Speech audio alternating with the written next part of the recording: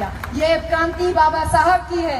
ये क्रांति जो बच्चे जय भीम कर रहे हैं, ये आज की क्रांति नहीं है। ये क्रांति हमारी नसों में दौड़ रहे वो बाबा साहब के खून की क्रांति है। वही बाबा साहब ने आपसे कहा था कि लिख देना तुम देश की हुक्मरान कौम हो, लेकिन आप लोगों ने क्या किया?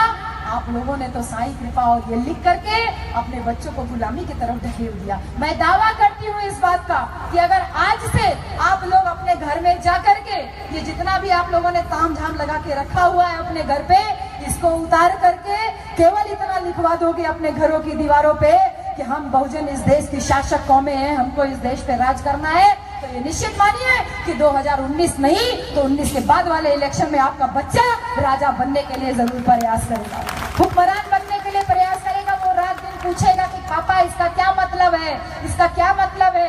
तब आप उसको बताओगे कि शिक्षा का मतलब नौकरी पाना नहीं है, शिक्षा का मतलब डॉक्टर इंजीनियर प्रोफेसर बनना नहीं है, शिक्षा का मतलब अपने हक अधिकार को जान करके उस हक अधिकार की सुरक्षा के लिए संसद की तरफ बढ़ना है। तो मेरे प्यारे बच्चों, जो बाबा साहब का नीला ड्रेस है ना, ये कोट, ये बाबा साहब की मूर्ति ऐसे लगी होती है ना, ये साधारण मूर्ति नहीं है। ऐसे थोड़ी इनकी मूर्ति तोड़ी जा रही है। क्यों नहीं कभी ब्रह्मा विष्णु महेश की मूर्ति तोड़ी जाती है? ये मूर्ति केवल बाबा साहब की तोड़ी जाती है, क्योंकि बाबा साहब की मूर्ति आपको सम्मान दिलाती है। वो कैसा सम्मान है? कहती है कि मैंने सूट बूट पहना है, तुम भी साफ सुथरा कपड़ा पहन के रहो। वो मूर्ति कहती है कि मैंने तुम्हारे हाथ में, मेरे हाथ में मैंने संविधान लिखा है, तुम्हारे हक अधिकार की सुरक्षा के लिए मैंने संविधान लिखा है। मेरे प्यारे बच्चों, पढ़ो लिखो और पढ़ लिख करके अपने संविधान में दिए हुए अधिकारों को जानो।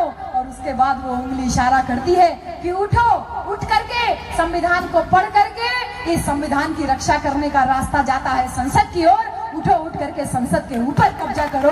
ये उंगली इशारा करती है संसद की ओर। इसीलिए ये लोग परेशान हैं, ऐसे थोड़ी परेशान है। किसी और देवता की मूर्ति नहीं तोड़ते हैं, क्योंकि ये बाबा साहब की उंगली बार बार इशारा करती है कि तुमको क्या करना है, तुमको मकान नहीं बनाना है, तुमको घर नहीं बनाना है, बल्कि तुमको संसद के ऊपर कब्जा करना है। इसी वजह से बाबा साहब की उंगली तोड़ी जाती है। तो एक बार सोच के देखो भाई कि जीते जी भी बाबा साहब इनको उंगली किए थे और मरने के बाद में भी इन मनवादी लोगों को उंगली किए थे।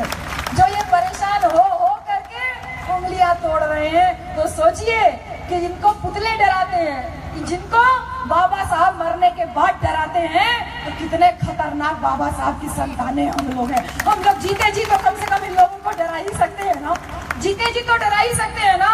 तो वो जीते जी आप दौलत, बैंक बैलेंस, पैसा से नहीं डरा सकते हो, वो जीते जी आप डरा सकते हो अपने बच्चों में, अपने बाबा साहेब और मान्यवर कांशीराम के उस मूवमेंट का इंजेक्शन लगा करके आप जगा सकते हो। और कोई दूसरा रास्ता नहीं है।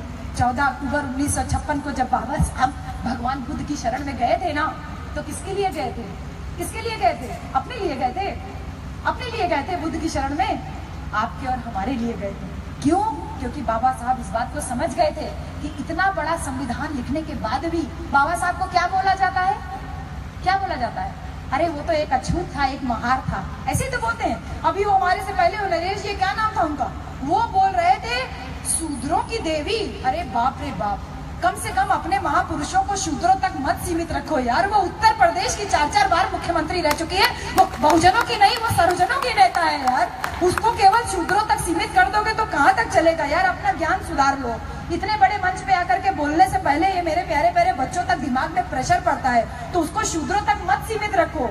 वो आज ऐसी लेडी है कि एक भी सांसद नहीं है, लेकिन प्रधानमंत्री पद की सबसे बड़ी दावेदार है। इतनी बड़ी लेडी को, इतनी बड़ी शक्ति को आप शूद्रों की देवी कह करके शूद्रों तक